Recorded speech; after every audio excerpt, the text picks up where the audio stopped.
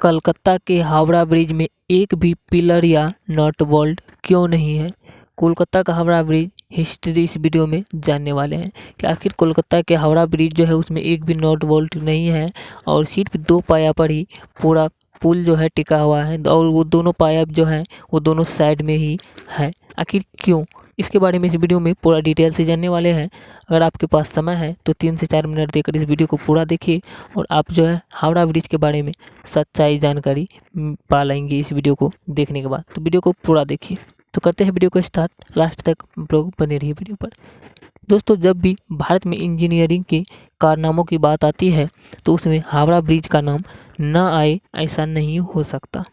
और अगर कोई फिल्म में कलकत्ता का सीन दिखाना हो तो ऐसा हो ही नहीं सकता जिसमें हावड़ा ब्रिज का शॉट या सीन ना हो, चाहे वह पीकू या गुंडे। यानी अगर कहीं कहे तो ये हावड़ा ब्रिज ही है जिसके लिए कोलकाता अपनी मिठाइयों से भी ज़्यादा फेमस है।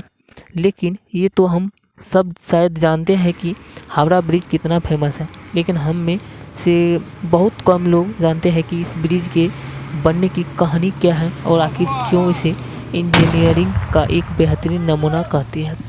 आज के इस वीडियो में हम आपको इस ब्रिज से जुड़ी हर वो बात बताएंगे जिसे बतौर भारतीय आपको जानना चाहिए, यानी कि हर व्यक्ति को जो है ये बातें जानना चाहिए। तो कोलकाता और हावड़ा के बीच हुगली नदी पर पहले कोई ब्रिज नहीं था। नदी पार करने के लिए नाव ही एकमात्र जरिया था, यानी कि नाव ही एकमात्र जरिया था जिसके चलते जो है जिससे नदी को पार करते थे। बंगाल सरकार की ओर से साल 1871 में हावड़ा ब्रिज अधिनियम पारित होने के बाद साल 1874 में सर ब्रैडफोर्ड लेस्ली ने नदी पर पीपे के पुल का निर्माण करवाया गया। साल 1874 में 22 लाख रुपये की लागत से नदी पर पीपे का एक पुल बनाया गया जिसकी लंबाई 1528 फीट और चौड़ाई 62 फीट थी। फिर 900 यानी कि 1906 में हावड़ा स्टेशन बनने के बाद धीरे धीरे ट्रैफिक और लोगों की आवाजाही बढ़ने लगी। तब इस पुल की जगह एक फ्लोटिंग ब्रिज यानी तैरता हुआ पुल बनाने का फैसला किया गया, लेकिन तब तक पहला विश्व युद्ध हो चुका था। इसी वजह से ये काम शुरू नहीं हुआ, जिसके बाद युद्ध बीता और साल 1922 में न्यू हावड़ा ब्रिज कमीशन का गठन करने के कुछ साल बाद इसके लिए टेंडर जारी किया गया। तब जर्मनी की एक फर्म ने सबसे कम पैसे का टेंडर भरा था, लेकिन तब जर्मनी और ग्रेट ब्रिटेन के आपसी संबंधों में भारी तनाव रहने की वजह से जर्मनी की उस कंपनी को इस पुल को बनाने का ठेका नहीं दिया गया। बाद में वो काम ब्रेथवेट जोसेफ कंस्ट्रक्शन कंपनी को सौंपा गया। अगर बात करें कैंटर लेवर ब्रिज को बनाने की तो इसमें 26,500 टन स्टील का इस्तेमाल किया गया है और उस वक्त में इतना स्टील इकट्ठा कर पाना एक बड़ा टास्क था।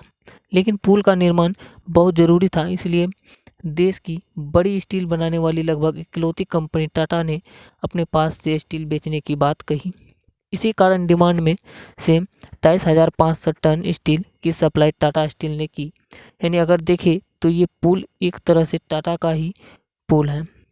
इस बात मिलने के बाद हावड़ा ब्रिज की डिज़ाइन तैयार की गई, जो कि अंग्रेज़ों की एक शर्त थी कि ब्रिज चाहे जैसे भी बने लेकिन ब्रिज के नीचे कोई पुल नहीं होना चाहिए, ताकि ब्रिज के नीचे से निकलने वाली बोट को कोई दिक्कत ना हो। इसलिए हावड़ा ब्रिज की जब डिज़ाइन तैयार की गई तो उसमें सिर्फ 4 खंभे बनाने की बात हुई जो दोनों सिरों पर लगने वाले थे, जिसका मतलब ये है कि पुल के बीच में कोई भी खंभा नहीं है, न ही पुल को तारों से लटकाया गया। पूरा ब्रिज महज नदी के 2 किनारों पर बने 280 फीट ऊंचे 2 पाए पर टिका है। इसके बाद दोनों पायों के बीच की दूरी 1,500 फीट यानी 1,500 फीट है। नदी में कहीं कोई पाया नहीं है, जो कि अपने आप में एक अजूबा है कि कैसे बिना खंभे की ये पुल करीब 1 सदी से खड़ा है।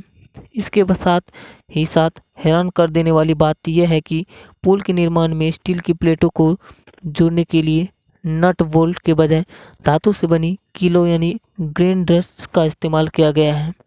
खैर जो भी हो, लेकिन पुल तैयार हो गया। तैयार होने के बाद ये दुनिया में अपनी तरह का तीसरा सबसे लंबा ब्रिज बना। हावड़ा ब्रिज दुनिया का एकमात्र ऐसा ब्रिज है जिसका आज तक उद्घाटन नहीं हो पाया है। दरअसल जब ये ब्रिज बनकर तैयार हुआ था उस समय द्वितीय विश्व युद्ध पूरे शवाब पर था, इसलिए तय किया गया कि इसके उद्घाटन के मौके पर कोई धूमधाम नहीं होगी। द्वितीय विश्व युद्ध के दौरान जापानी सेना ने इस ब्रिज को नष्ट करने के लिए भारी बमबारी की थी, लेकिन संयोग से ब्रिज को कोई नुकसान नहीं पहुंचा। कोलकाता और हावड़ा ब्रिज को जोड़ने वाला ये ब्रिज जब बनकर तैयार हुआ तो इसका नाम न्यू हावड़ा ब्रिज रखा गया। 14 जून 1965 को गुरु रविंद्रनाथ टैगोर के नाम पर इसका नाम रविंद्र सेतु कर दिया गया, लेकिन आज भी लोग इसे हावड़ा ब्रिज के नाम से जानते हैं।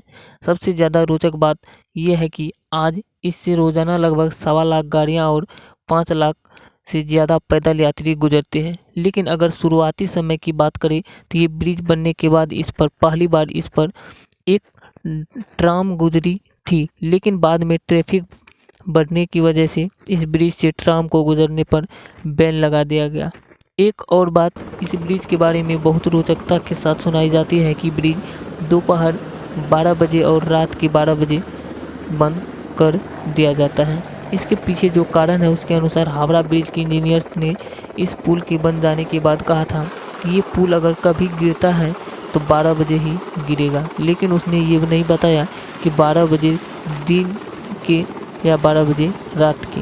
इसी बिहार समेत 3 दोपहर के बाद 12 बजे और रात के 12 बजे इस पुल को बंद कर दिया जाता है, लेकिन कई लोग इस बात को पूरी तरह से नहीं मानते। लेकिन इस पुल को 2 बार बंद होना अपने आप में हैरान कर देने वाला ज़रूर है।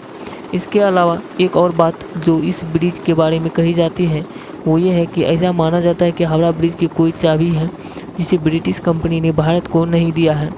अब ये चाबी दी क्या थी जिसे सुनकर आप चौंक सकते हैं। कहा जाता है कि पुराने ज़माने में संभवी इसी ब्रिज को बड़े समुद्री जहाज़ों के लिए तो खोल दिया जाता था, यानी अगर इसे ब्रिज गेट कहे तो गलत नहीं होगा, पर इस बात की भी कोई आधिकारिक पुष्टि नहीं हुई है। अगर हालिया स्थिति की बात करें तो इंजीनियर्स का कहना है कि हावड़ा ब्रिज के खंभों को अब जंग लगने लगा है। अब इस जंग की वजह पान इस पुल से रोजाना लाखों लोग पान चबाते हुए गुजरते हैं और थूकते हुए निकल जाते हैं। इंजीनियर्स बताते हैं कि जिन खंभों पर पुल टिका है उनमें से कुछ के आधार की मोटाई पिछले 3 साल में आधी रह गई है।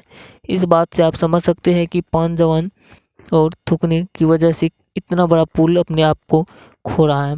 इसके अलावा भी 2005 में नदी से होता हुआ ये कार्गो शिप इस पुल के बीच में फंस जाने के कारण इस पुल को कुछ हद तक नुकसान देखने को मिला। पक्षियों द्वारा हावड़ा ब्रिज पर की जाने वाली गंदगी से कोलकाता पोर्ट ट्रस्ट काफ़ी परेशान है, क्योंकि इससे ब्रिज को केमिकल लॉस हो रहा है। इसलिए ट्रस्ट हर साल ब्रिज से पक्षियों की गंदगी हटाने के लिए 5 लाख कॉन्ट्रैक्ट देता है। लोगों के इस पूरे ब्रिज को पेंट करने के लिए 26,500 लीटर पेंट की खपत होती है, जिसमें लगभग 65 लाख खर्च होते हैं। 2006 की शुरुआत में इसकी मरम्मत कराई गई थी, जिसमें 8 टन स्टील की खपत हुई थी।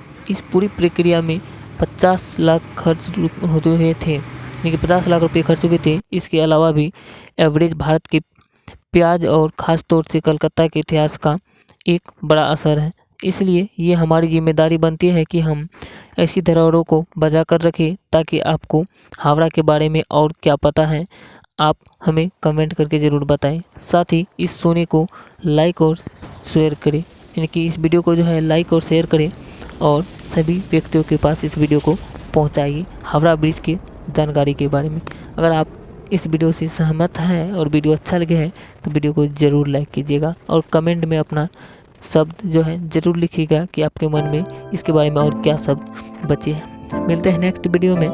जय हिंद।